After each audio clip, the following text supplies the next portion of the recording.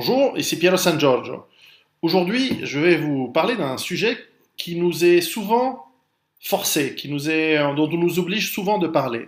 C'est la politique. Alors, lorsque vous vous préparez à des effondrements, à des crises, à des effondrements de la normalité, quels qu'ils soient, petits ou grands, etc., l'idée de base, c'est que vous ne faites pas d'expression politique profonde. Vous dites simplement, je veux faire en sorte de mettre ma famille et mes voisins, mon clan, à l'abri de ces ruptures de la normalité, de ces crises, de ces effondrements. Et a priori, c'est tout. Alors, c'est vrai que nous sommes dans cette approche dans la plus stricte neutralité de l'acte politique, puisque nous ne prenons pas parti pour une idéologie, pour une cause, a priori. Mais pourtant, la réalité, c'est que, en fait, en faisant ce que nous le faisons par essence, par nature. Vous savez, lorsque j'ai écrit Survivre, avant même que je puisse imaginer que ça puisse avoir un quelconque succès, et vous êtes nombreuses et nombreux à avoir lu et acheté le livre et les suivants, euh, je me suis posé la question en disant, est-ce que j'ai envie que mon avis de ce que je pense, c'est-à-dire ma politique, ressorte dans le livre? Et bien sûr, je me suis dit non, j'ai pas envie d'influencer les gens, ce n'est pas mon rôle, ou alors c'est pas encore le moment. Tout d'abord, j'ai pas envie de faire de la politique politicienne, je n'ai pas envie de rejoindre un parti, je n'ai pas envie de me présenter à des élections, jamais, c'est vraiment pas ma nature, c'est trop de compromission, c'est trop d'emmerde en plus, et je laisse ça à des gens moins compétents que moi et plus motivé, et certainement avec une autre pour être honnête, boutade à part, je voudrais simplement dire, je vais laisser ça à des gens qui ont un petit peu plus de peut-être de conviction ou une autre manière de voir la vie publique.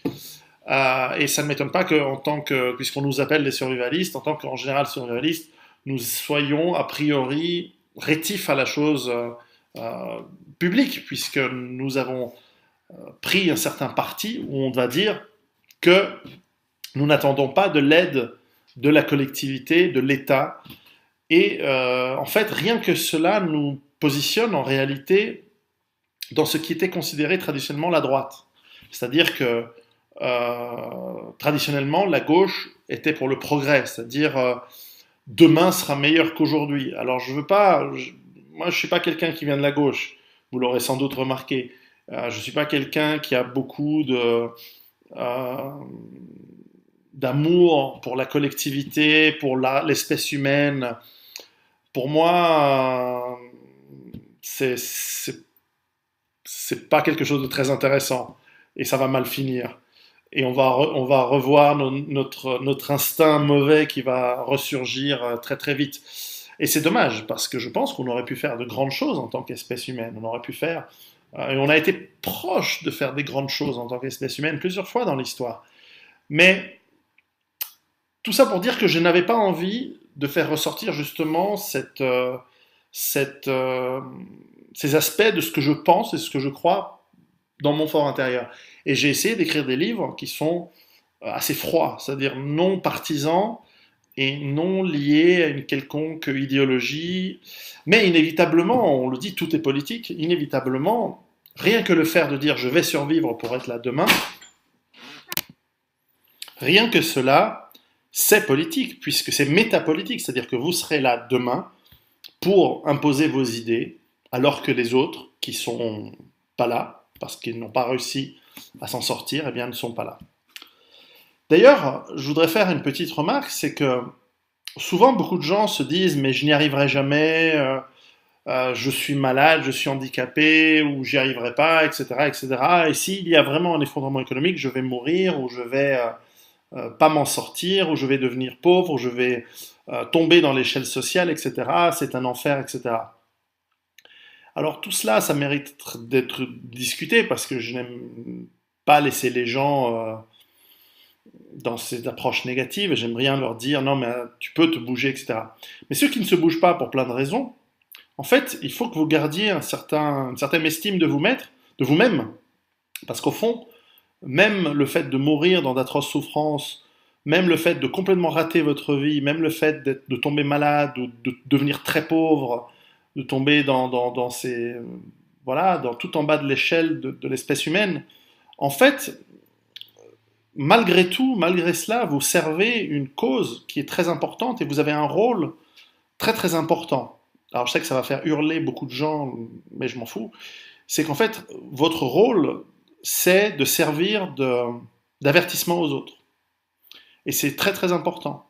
Donc même les gens, les pires déchets de l'humanité, et je ne veux pas dire ça d'un sens péjoratif, mais simplement une constatation, les gens qui finissent tout en bas de l'échelle, en fait vous avez un rôle fondamental, c'est celui de montrer aux autres ce qu'il ne faut pas faire et montrer aux autres comment ne pas finir. Et c'est très important. Et donc, il ne faut pas le sous-estimer. Et donc, vous servez l'humanité en réalité, de manière peut-être même encore plus importante que ceux qui réussissent très bien, qui sont tout en haut. Cette chose arrogante étant dite, je voudrais revenir à la base de la politique, c'est-à-dire à la gestion de la cité. À partir du moment où vous avez un groupe d'êtres humains, un clan, qui doit gérer différents aspects de sa communauté, de son groupe, les sources d'énergie, la répartition des rôles, des tâches, la répartition des spécialisations, la gestion de la défense par rapport aux ennemis. Et ça, c'est fondamental. Toute politique est essentiellement basée par rapport aux autres, par rapport à l'ennemi, par rapport à l'étranger, par rapport à ce qui n'est pas nous, ce qui n'est pas le clan.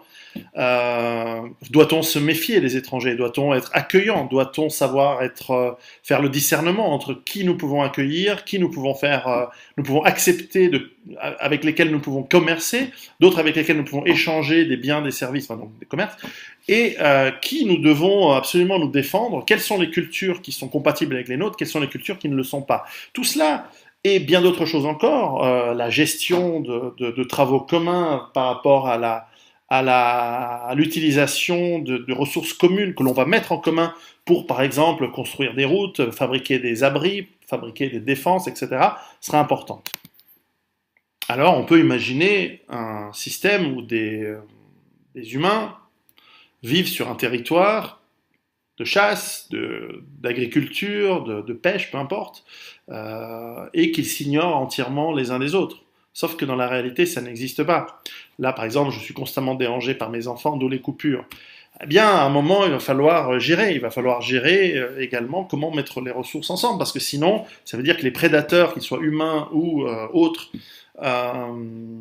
qui vont venir, eh bien, ils vont attraper cette équipe, ce groupe, en fait, qui n'est pas un groupe, qui est totalement désorganisé, et ils vont les manger, les tuer, leur prendre les femmes et tuer les hommes. C'est ce que les tribus font depuis la nuit des temps, en tout cas chez les singes, c'est souvent comme ça, et voilà.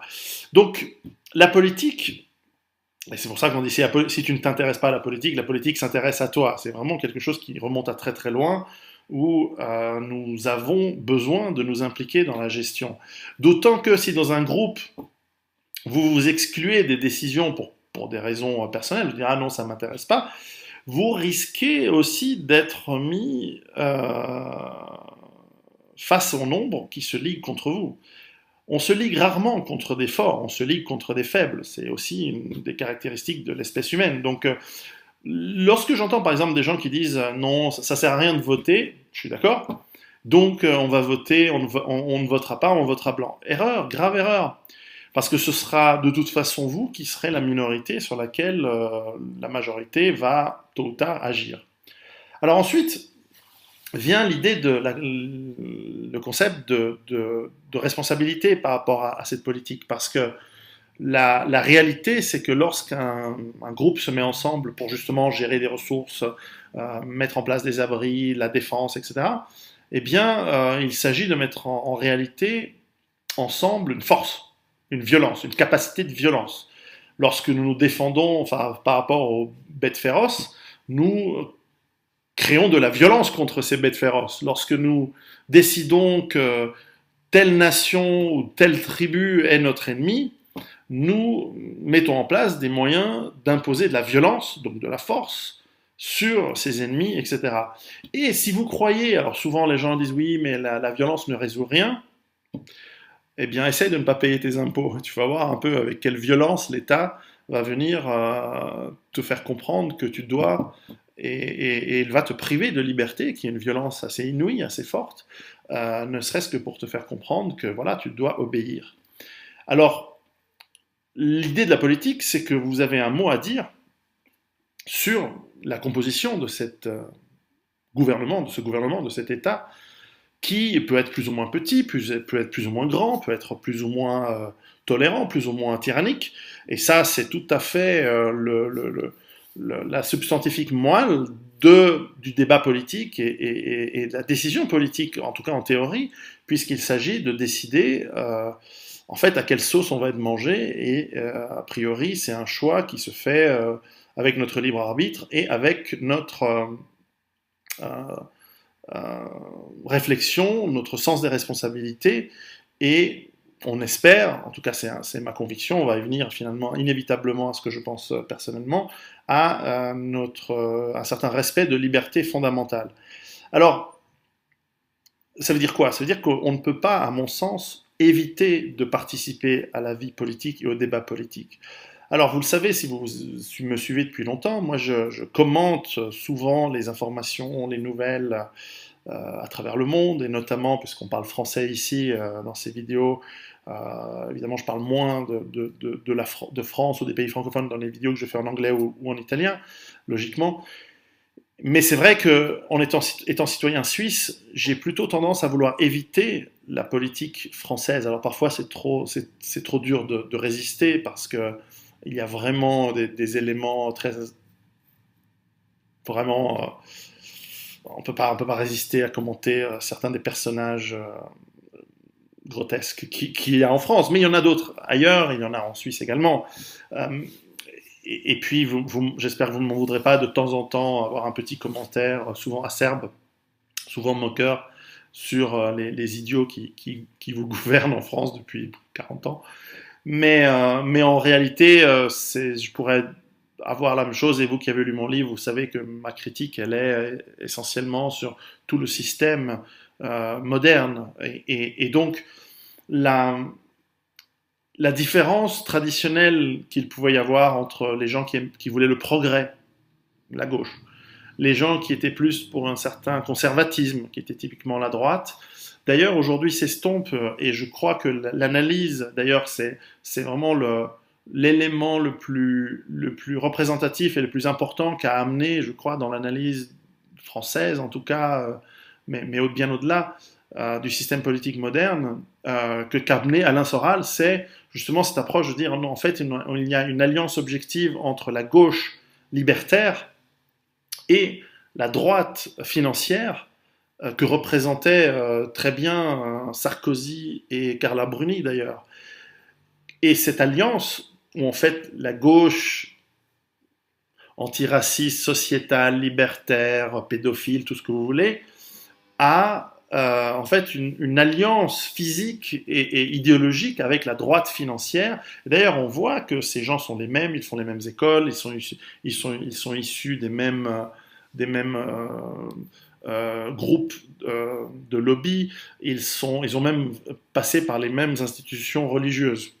À l'inverse, il y a une gauche qui était plus pour un progrès et des conditions de travail, donc une gauche du travail, qui finalement a des points objectivement très communs avec une droite plus traditionnelle, mais dans le sens des valeurs traditionnelles.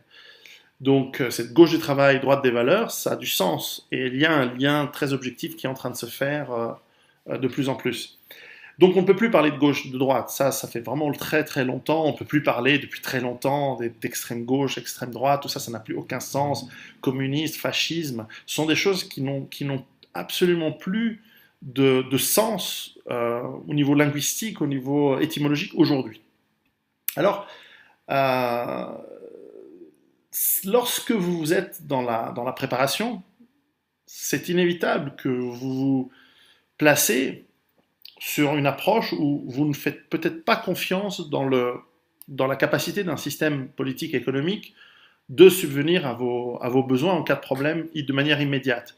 Alors ça ne veut pas dire que vous n'avez plus confiance du tout dans l'État. On peut très bien, alors certains, et c'est mon cas, ont très très peu confiance dans l'État, mais on peut très bien imaginer que vous en ayez encore, mais simplement vous vous rendez compte que la capacité de l'État de vous venir en aide, elle est amoindrie en cas de crise, ou alors vous dites, si je suis prêt, je ne veux pas être un fardeau pour l'État et pour la collectivité, et donc en étant prêt, je moi et ma famille, moi et mes amis, moi et mon clan, etc., nous, nous ne voulons pas attendre et gréver la capacité de l'aide des pompiers, etc., etc., ou des systèmes d'aide en cas de catastrophe, et nous allons pouvoir nous débrouiller de nous-mêmes, et cela ne remet pas en cause la légitimité de l'État, etc. Il y a tous les cas de figure entre les deux.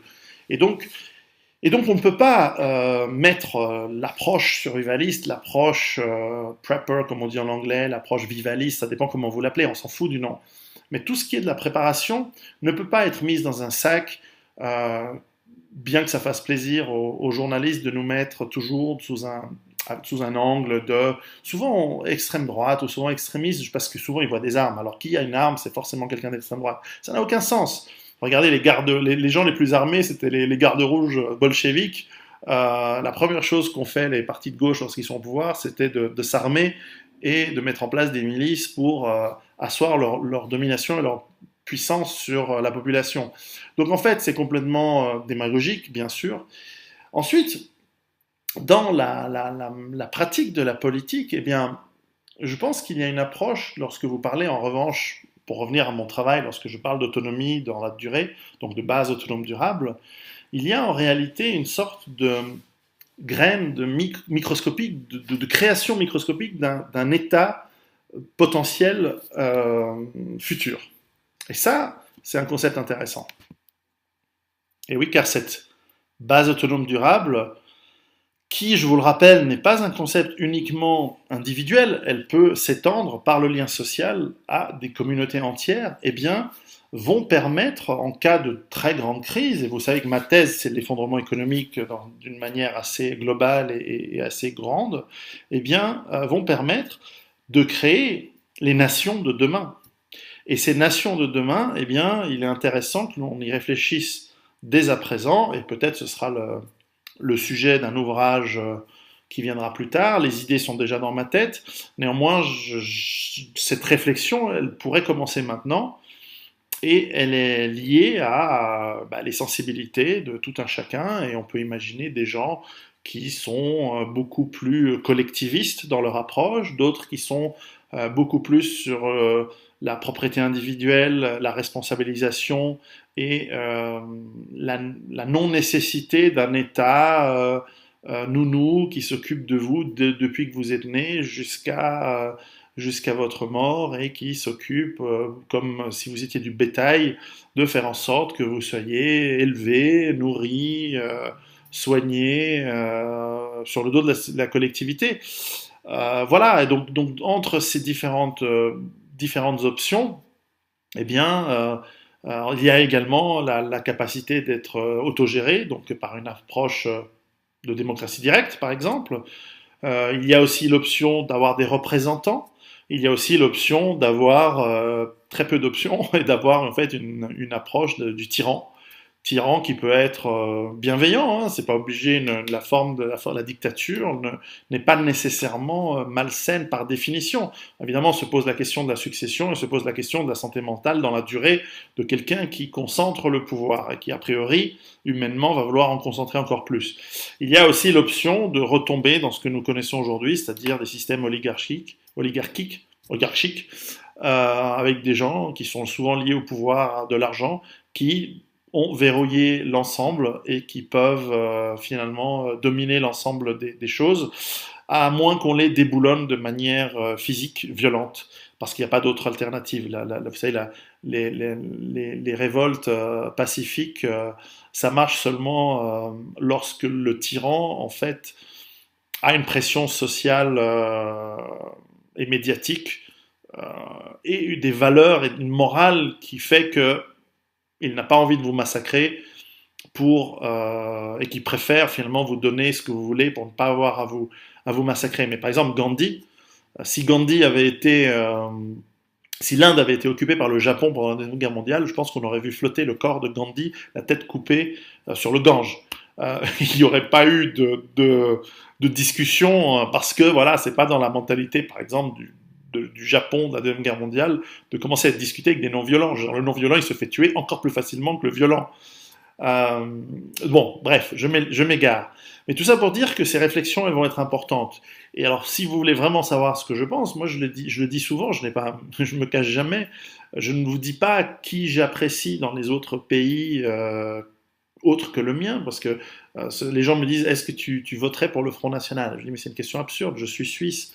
Est-ce que tu voterais pour la gauche de Mélenchon en France? C'est une question absurde. Encore une fois, je suis suisse. Alors ensuite, je peux apprécier les personnages, je peux apprécier les hommes ou les femmes, je peux apprécier ou moins apprécier les choses. Certainement, vous le savez, je suis extrêmement critique.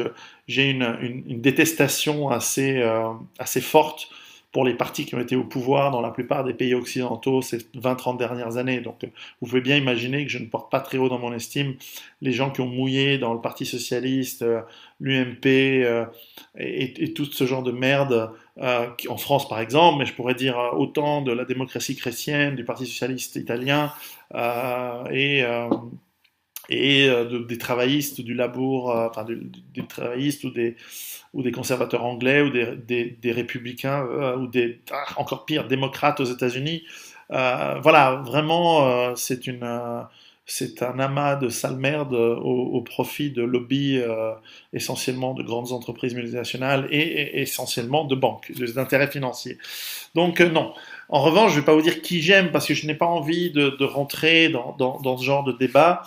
En Suisse, en revanche, je le dis à mes compatriotes et je participe parfois en tant que citoyen, j'espère responsable, dans le débat politique du pays. J'ai soutenu quelques initiatives populaires récemment, comme je l'aurais fait en tant que citoyen et comme je le fais, hein, parce que je ne suis qu'un citoyen lambda ici en Suisse. Et c'est pas parce que je suis un écrivain qui a la chance d'avoir un petit peu d'écoute et de succès que ça change quoi que ce soit. Euh, vous savez, en Suisse, on a un système un petit peu différent que dans d'autres pays, puisque nous sommes à la fois une démocratie parlementaire, mais également une démocratie directe. Donc, il se trouve que j'aime bien permettre à des élus qui, je trouve, sont nécessaires de représenter une certaine sensibilité. Donc, je vote pour l'instant pour amener des élus verts sur Genève, sur ma ville, mon canton et au niveau de la Confédération. Donc mon vote va souvent pour élire des représentants qui viennent de la mouvance écologiste, parce que je trouve très important que cette sensibilité-là soit représentée au gouvernement. Mais heureusement, nous avons un garde-fou en Suisse qui est que les lois doivent être soumises au peuple et nous avons la possibilité de proposer des lois en tant que citoyen, en tant que groupe de citoyens, de proposer par des initiatives des lois qui vont être également soumises au peuple. Et donc, ce garde-fou me permet d'invalider un grand nombre de lois que justement les Verts, parce qu'ils font l'erreur de toujours partir sur ce côté sociétal proche du Parti socialiste suisse, qui est donc progressif et qui n'est pas du tout ma tasse de thé. L'ouverture, enfin, toutes les merdes sociétales. Je vous donne mon avis, hein. Ensuite, on peut très bien ne pas être d'accord, c'est pas un problème. Et là, c'est vrai que mon choix sur les lois, il va plus sur un aspect beaucoup plus conservateur, beaucoup plus basé sur une approche d'autonomie et de défense des intérêts du peuple suisse et de la nation suisse dans le monde. Et donc, j'ai mon mot à dire à ce moment-là, et là, je dois constater que à 99%, la manière dont je vote aux initiatives au référendum, pour être précis, au référendum, est souvent contraire au Vert que je contribue de mon unique vote à accéder, entre guillemets, au couloir du pouvoir. Et donc, c'est ça le paradoxe. Et c'est pour ça que je n'aime pas aussi être lié à un parti, et je serais tout à fait, d'ailleurs, même si je dis beaucoup de mal des socialistes, je suis tout à fait disposé de discuter avec eux. Je suis sûr qu'eux ne voudront pas, parce que, voilà, parce qu'ils sont très tolérants avec ceux qui ne pensent pas comme eux. Encore qu'en Suisse, ça va. Hein. Le Parti socialiste suisse, c'est pas du tout la même chose que les Suédois ou les Français. Au moins, ça va. Ici encore, ils savent qu'ils ne peuvent pas se lâcher dans tous les sens parce qu'ils ne représentent que quoi, 20%, 21%, je sais pas, 25%, non, moins que ça, du pays. Donc ils n'ont jamais été au pouvoir parce que nous avons aussi ces particularités. Mais enfin bref, sans aller là-dessus. Donc tout ça pour dire que dans l'approche survivaliste, elle n'est pas liée à des mouvances politiques particulières, n'est pas liée à même à un certain conservatisme, pas du tout. On connaît, parmi vous qui nous m'écoutez, de temps en temps, ben, je discute et je découvre qu'il y a des sensibilités politiques extrêmement vastes. Ça va de gens qui sont relativement dans des modes de pensée classiques très du 19e siècle, gauche, droite, extrême gauche, etc. Il y a des gens qui sont dans des mouvances un petit peu plus transcourants, ce qui est normalement ce qui devrait être le cas de l'écologie, ce qui est le cas du patriotisme. Le patriotisme n'est pas de gauche ou de droite, il est pour défendre les intérêts de la population. Donc en réalité, il est plutôt, à la limite, proche du conservatisme sur certains aspects. Ensuite, chacun est libre de penser enfin, du moins c'est mon avis, chacun est libre de penser et de voter et de faire ce qu'il veut, et, euh, et vous en assumez les conséquences. Et encore une fois, c'est vraiment un concept qui me plaît ces derniers jours.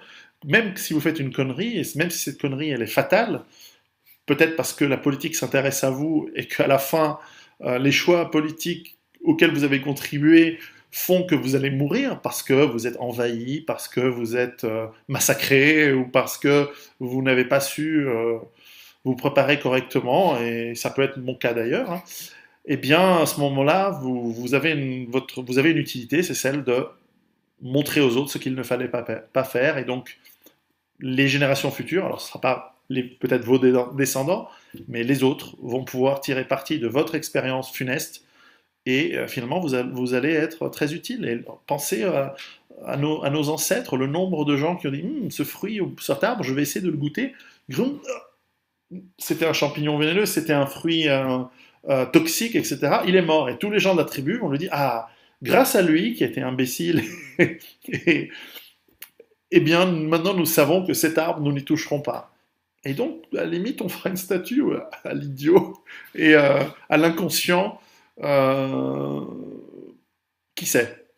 Voilà, donc encore une fois, j'essaie de traiter tous les sujets que j'essaie de couvrir, tout d'abord avec humilité, mais aussi avec humour, parce qu'au fond, nous traitons de sujets qui sont quand même assez lourds de conséquences. On parle de mort, on parle de souffrance pour tout le monde, pour nous, pour des hommes, des femmes, des vieillards, des jeunes, des enfants.